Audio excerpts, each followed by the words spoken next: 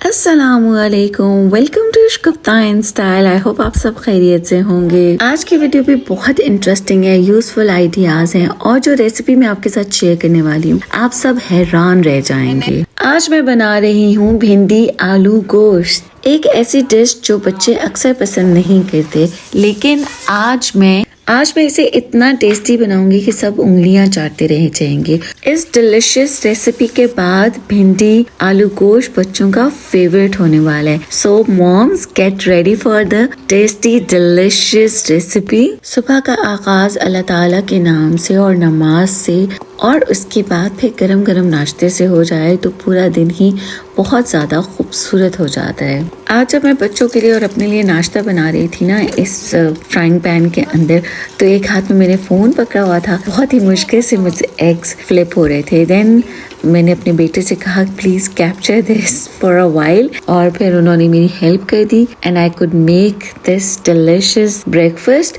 बहुत ही मज़े का था।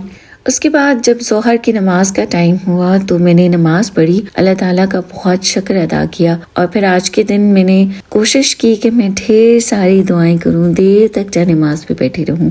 आप भी नमाज पढ़ने के बाद देर तक जा नमाज पर बैठें और ज़्यादा सारी अल्लाह ताला से दुआएं करें, क्योंकि अल्लाह ताला की ही वाहिद ज़ात है जो आपको सुनता है, जो आपको जानता है, और वही है इल्म वाला, हिकमत वाला बेशक। उसके बाद फिर मैंने सूरह बकरा पढ़ी, उसके बाद फिर असर की नमाज पढ़ी थी, फिर मगरिब की नमाज पढ़ी और उसके बाद मैं किचन में आई और मैंने सोचा कि मैं खाना बनाती हूँ, क्योंकि बच्चे बहुत देर से लगे हुए थे कि मामा बहुत भूख लग रही है। सुबह से हमने नाश्ता किया हुआ है, लेकिन जब मैं किचन में आई तो बर्तन समेटने वाले थे, कुछ थोड़े से बर्तन वॉश करने वाले भी थे, तो ये भी एक बहुत ही लंबा चौड़ा काम हो जाता है।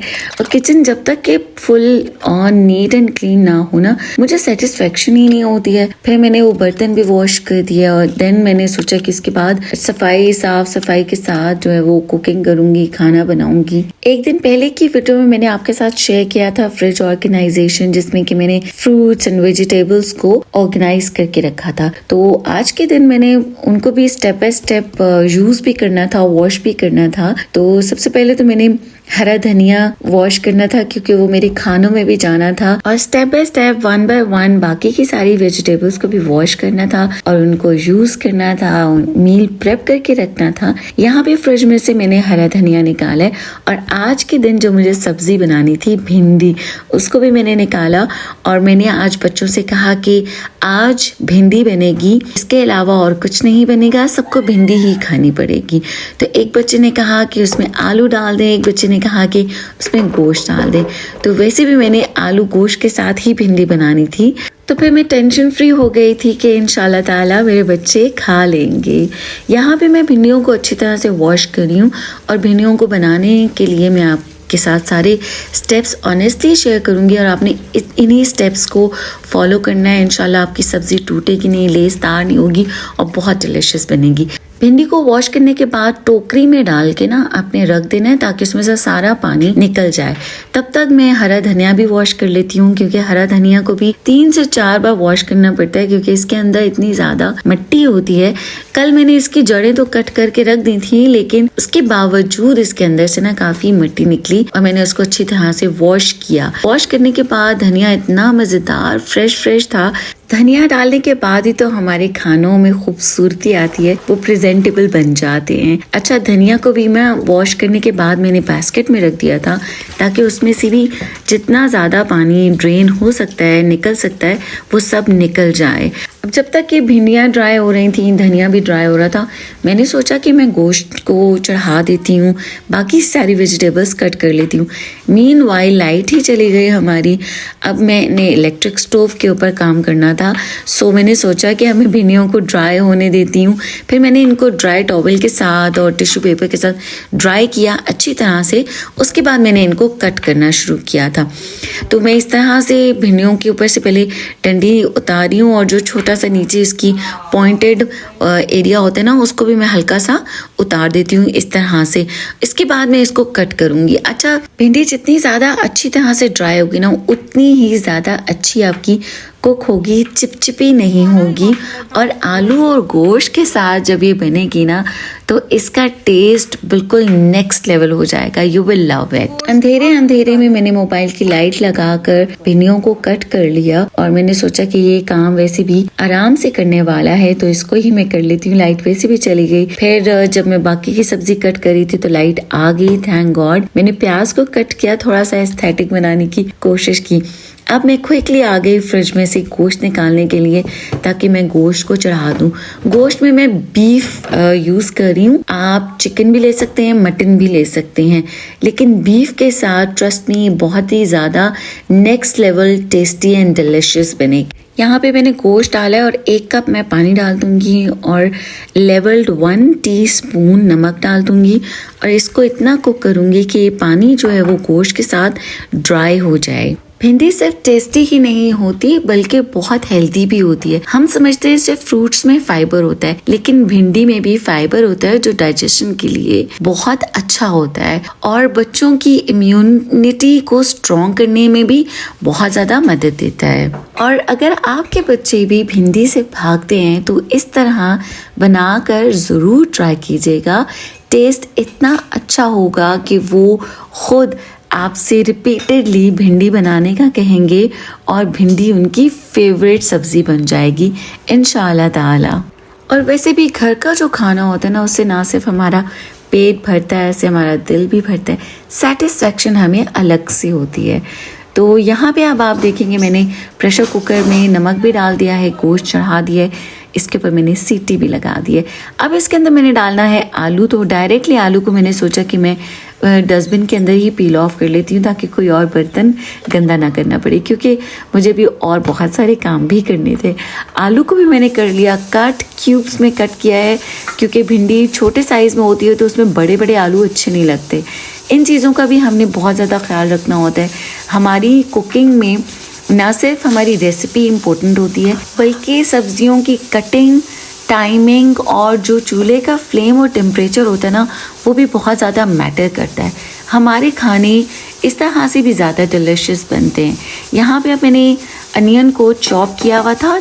आपने अनियन को जूलियन स्टाइल में लंबी लंबी नहीं कट करनी। भिंडी छोटे साइज़ में कट की है इसलिए इसमें मैं प्याज भी चॉप करके डालूंगी। इस तरह से ना बच्चों को प्याज फील भी नहीं होगा, वरना लंबा लंबा प्याज ना नज़र आता है सब्जी के अंदर तो सब्जी भी खूबसूरत लगेगी। सब चीज़ें उसके अंदर मिक्स हो जाती हैं। यहाँ पे प्याज के अंदर ना आलू मैंने ऐड कर दिए। पानी नहीं डालना, लो टेम्परेचर के ऊपर प्याज को और आलू दोनों को कुक करना है। इसमें मैं अब डाल रही हूँ लहसुन और अदरक का पेस्ट। अच्छा, जब भी मैं फ्रेश टमाटर डालती हूँ ना किसी भी सब्ज़ी खाने में तो उसके अंदर मैं लहसुन अदरक का पेस्ट ऐड करती हूँ, चाहे वो फ्रेश हो या फिर जो हमें बाज़ार से मिलता है पेस्ट वो वाला।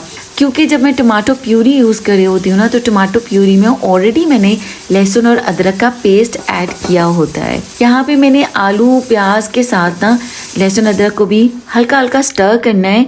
अभी मैं इसके अंदर पानी ऐड नहीं करूँगी ताकि थोड़ा थोड़ा सा प्याज भी गोल्डन गोल्डन हो जाए, लहसुन अदरक भी और आलू भी, तो उससे आलू खुद नेचुरली टेंडर भी होंगे। अब यहाँ पे सारे स्पाइसेस मैंने पहले से इकट्ठे करके एक बोल में निकाल लिए थे ताकि मैं इनको एक साथ डाल दूँ और अब इस लेवल पे इनको थोड़ा सा मैं कुक करूँगी और हल्का सा इसके अंदर मैं पानी ऐड करूँगी, बिल्कुल थोड़ा सा। आपने देखा होगा 2 टेबलस्पून यू कैन से। और इसको मैं कुक करूँगी। अगेन मैं कहूँगी कि टेम्परेचर और चूल्हे का फ्लेम जो है वो आपने लो रखना है। इस तरह आलू आपके बहुत अच्छी तरह से गल जाएंगे। और ऑयल के अंदर जो आलू गलते हैं ना उनका टेस्ट बिल्कुल डिफरेंट और डिलिशियस होता है। तो यहाँ पे अब ये बहुत अच्छी तरह से मसाला कुक हो गया, पानी भी ड्राई हो गया। इस लेवल पे ना अब मैं टमाटर इसके अंदर जो मैंने चॉप किए थे छिलका उतार कर, मैंने 2 प्याज ली थी, उसके साथ मैंने 4 टमाटर लिए हैं और टमाटर का पहले मैंने छिलका पील ऑफ किया है। उसके बाद मैंने बिल्कुल छोटे छोटे साइजेस में क्यूब्स में टमाटरों को कट किया है। इनको डाल के अब मैं ढक्कन लगा दूंगी। कोई पानी आपने ऐड नहीं करना और इसको आपने लो टेम्परेचर पे कुक होने देना है। इस तरह से ये इजीली कुक होता रहेगा। वंस अगेन अच्छा खाना होने के लिए चूल्हे का टेम्परेचर मैटर करता है। गोश्त गल गया है, आप देख सकते हैं, ये देखें पानी बिल्कुल ड्राई हो गया है। आपने इस बात का ख्याल रखना है कि गोश्त का पानी जो है वो ड्राई हो लेकिन गोश्त जल ना जाए। बहुत अच्छा गोश्त टेंडर हो गया है। अब जब टमाटर भी बिल्कुल अच्छी तरह से इसके अंदर कुक हो जाएंगे ना, हम फिर गोश्त ऐड करेंगे। हमने टमाटरों के साथ नहीं डालना क्योंकि गोश्त को हमने बहुत अच्छी तरह से ऑलरेडी टेंडर कर लिया है। जो लोग कुकिंग करते हैं उन्हें आइडिया होगा कि गोश्त गलाने का, बीफ मटन, उनकी कितनी टाइमिंग लगती है। तो तकरीबन 20 से 25 मिनट मैंने रखा था। इसको भी मैंने बहुत ज़्यादा तेज़ टेम्परेचर पे नहीं रखा हुआ था। यहाँ पे टमाटर बहुत अच्छी तरह से हो गए थे तो मैंने गोश्त डाला है, थोड़ी देर और कुक किया, स्टीम किया। अब जो है इस लेवल पे मैं भिंडी डाल दूँगी। इसमें हल्का हल्का सा टमाटरों का मॉइस्ट है, बिल्कुल सूखा नहीं है पानी, और क्योंकि हमने भिंडी को भी गलाना है इसके अंदर। अब भिंडी हम डाल देंगे। भिंडी को हमने बिल्कुल भी अलग से इसके न्यूट्रिएंट्स को ख़त्म नहीं करना। जो लोग ऑयल के अंदर फ्राई करते हैं ना, तो उससे बिल्कुल भिंडी का अपना टेस्ट तो ख़त्म हो जाता है, मर जाता है, और उसके अंदर जो न्यूट्रिएंट्स होते हैं वो भी मर जाते हैं। वो हमने नहीं करना। यहाँ पे हमने हल्का हल्का सा चम्मच हिला करना, तो बस भिंडी को थोड़ी देर ढक्कन लगाए बगैर कुक करना है, ढक्कन नहीं लगाना, ठीक है। और चम्मच भी बहुत ज़्यादा नहीं हिलाना है, हल्का हल्का सा चम्मच आप हिलाते रहें ताकि सारा मसाला जो है वो भिंडी को लग जाए। और जब थोड़ा सा देर ढक्कन के बगैर भिंडी कुक होगी ना, तब तक मैंने सोचा कि मैं धनिया काट लेती हूँ। तो जो धनिया है ना, उसको मैंने बिल्कुल बारीक बारीक बारीक चॉप किया है। खानों के ऊपर भी बहुत अच्छा मज़ेदार लगता है। यहाँ पे ना मैंने जो धनिया की स्टिक्स होती है ना, उनको अलग से रख लिया था ताकि उनको मैं चटनी में यूज़ कर सकूँ। वो नेक्स्ट वीडियो में आपके साथ वो भी शेयर करूँगी। अब यहाँ पे बहुत ही अच्छी तरह से भिंडी, यहाँ पे मसाला उसको लग गया है, कुक हो गया है। अब मैं सिर्फ़ और सिर्फ 1 से 2 मिनट के लिए ना ढक्कन लगा के भिंडी को स्टीम करूँगी, और भिंडी बहुत अच्छी तरह से टेंडर हो जाएगी, फ्लेवरफुल हो जाएगी, बहुत मज़ेदार। आप ट्रस्ट करें कि मेरे बच्चे नहीं खा रहे थे, लेकिन इसके बाद जब उन्होंने खाई तो उन्होंने कहा कि मामा ये तो बहुत डिलिशियस बनी है, और ये तो डिलिशियस होती है। तो इसीलिए मैंने सोचा आपके साथ शेयर करती हूँ। आपने इसको इसी तरह से रेसिपी को फॉलो करना है। Trust me, you will love it. It was so delicious and scrumptious. बस 1 से 2 मिनट का मैंने इसको स्टीम किया है, आपने उससे ज़्यादा नहीं करना है। फिर इसके अंदर आपने जो है हरी मिर्चें फ्रेश कट करके वो भी ऐड कर देनी है। और फिर जब हम इसको डिश आउट करेंगे ना, तो ऑन द टॉप जो मैंने बहुत ही प्यारा सा फाइनली चॉप हरा धनिया डाला है ना, कट किया है, वो भी इसके ऊपर डाल देंगे, और ख़ूबसूरत मज़ेदार हमारी भिंडियाँ रेडी हो गई हैं। You can check final look, wow so delicious, माशाल्लाह। हरा धनिया मैंने कट कर लिया है, बाकी का हरा धनिया मैं चटनी में यूज़ करूँगी, और उसकी रेसिपी भी तो आपके साथ शेयर करनी है, तो वो बाद में आपके साथ शेयर करूँगी इंशाल्लाह ताला। तो यहाँ पे धनिया को वैसे तो मैं नीचे टिश्यू पेपर रख के डालती हूँ, लेकिन अच्छा खासा धनिया ड्राई हो चुका था तो मैंने उसको ऐसे ही जार में डाल दिया, और मुझे थोड़ी सी जल्दी भी थी इसलिए, और वैसे भी मेरा धनिया यूज़ हो जाना था, तो मैंने सोचा कि वैसे भी इसको ज़्यादा देर के लिए तो मुझे रखना नहीं है, सो ऐसे ही जार में डाल देती हूँ। फिर खाने के साथ मैंने हल्का सा खीरा कट कर लिया। सैलेड में सिर्फ़ और सिर्फ मेरे बच्चे खीरा खाते हैं, मूली नहीं खाते, चुकंदर नहीं खाते, प्याज नहीं खाते, इसलिए क्यूकम्बर खा लेते हैं तो उसको मैं कट कर देती हूँ। और पील ऑफ हुआ हुआ क्यूकम्बर खाते हैं, छिलके के साथ भी नहीं खाते, सो मैं इसको पील ऑफ कर रही हूँ और मैंने कट करके रखा। पहले मैंने एक क्यूकम्बर कट किया था, लेकिन जितनी देर में कि मैंने कट करके रखा तो वो साथ साथ तो वही ख़त्म हो जाता है, फिर मैंने दोबारा एक और क्यूकम्बर कट किया। सो इसको आपने जल्दी से कट करके प्लेट में रख देना है। अब बच्चे बस उनका सब्र जो है ना वो लबरेज हो गया था, उन्होंने कहा मामा जल्दी से बस खाना हमें दे दे, वी आर सो हंग्री। मैंने यहाँ पे डिश आउट कर दिया है, प्यारी सी आपने डिश में डिश आउट करना है। साथ में मैंने ना अपने बच्चों से कहा था कि आप अच्छी सी टेबल लगा दें, उस पर प्लेट्स, स्पून्स और जो मैट है वो रख दें, ग्लास रख दें। साथ में बच्चे खाने के ना जूस लेते हैं या ड्रिंक लेते हैं, टैंग बना लेते हैं, अच्छा लगता है उनको। फिर वो भी मैंने कहा कि आप रख दो। Now here goes the final look, जो कि धनिया के साथ ना ब्यूटी आ गई, बस प्रेजेंटेबल हो गया, खाना और भी ज़्यादा खूबसूरत हो गया। और मैंने इतना फाइनली चॉप किया था ना धनिया कि बहुत ही अच्छा लग रहा था। यू कैन सी मैंने क्लोजअप्स कितने अच्छे बनाए बहुत ही ज़्यादा लजीज, बहुत अच्छा खाना। मुझे तो खुद को भी यकीन नहीं आ रहा था कि इतना ज़्यादा डिलिशियस। हमेशा से मैं इसी तरह से बनाती थी।